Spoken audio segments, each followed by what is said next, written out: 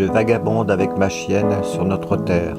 Enfin, ce qu'il en reste, mais pour combien de temps? Merci d'être près de moi dans notre aventure, ma fille. Tes étoiles plein les yeux me rassurent.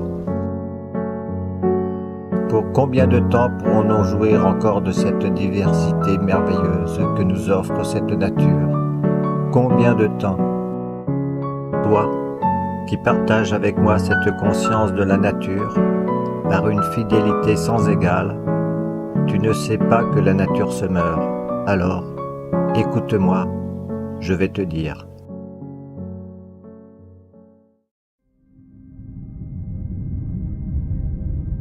Nous y voilà, nous y sommes. Depuis 50 ans que cette tourmente menace dans les hauts fourneaux de l'incurie de l'humanité, nous y sommes, dans le mur, au bord du gouffre. Comme seul l'homme sait le faire avec brio, qui ne perçoit la réalité que lorsqu'elle lui fait mal. Telle notre bonne vieille cigale à qui nous prêtons nos qualités d'insouciance, nous avons chanté, dansé.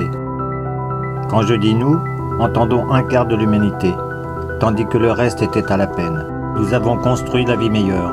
Nous avons jeté nos pesticides à l'eau, nos fumées dans l'air. Nous avons conduit 3 voitures. Nous avons vidé les mines. Nous avons mangé les fraises au bout du monde. Nous avons voyagé en tous sens. Nous avons éclairé les nuits. Nous avons chaussé des tennis qui clignotent quand on marche. Nous avons grossi. Nous avons mouillé le désert, acidifié la pluie, créé des clones. Franchement, on peut dire qu'on s'est bien amusé. On a réussi des trucs carrément épatants, très difficiles, comme faire fondre la banquise, glisser des bestioles génétiquement modifiées sous la terre, déplacer le Gulf Stream, détruire un tiers des espèces vivantes, faire péter l'atome, enfoncer des déchets radioactifs dans le sol, ni vu ni connu. Franchement, on s'est bien amusé. Franchement, on en a bien profité et on aimerait bien continuer.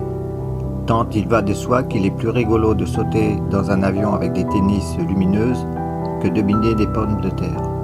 Certes, mais nous y sommes, à la 3e révolution, qui a ceci de très différent des 2 premières, la révolution néolithique et la révolution industrielle pour mémoire, qu'on ne l'a pas choisie.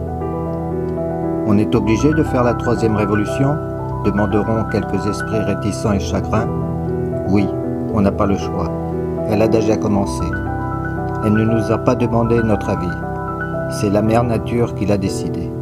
Après nous avoir laissé aimablement jouer avec elle depuis des décennies, la mère nature, épuisée, souillée, exemple, nous ferme les robinets. De pétrole, de gaz, d'uranium, d'air, d'eau. Son ultimatum est clair et sans pitié. Sauvez-moi ou crevez avec moi. Évidemment, dit comme cela, on comprend qu'on n'a pas le choix. Il y a du boulot.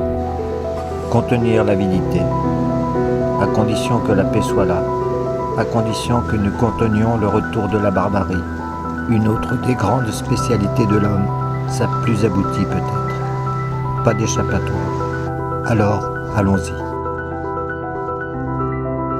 Viens, ma compagne éternelle, allons vers un monde de paix pour tous.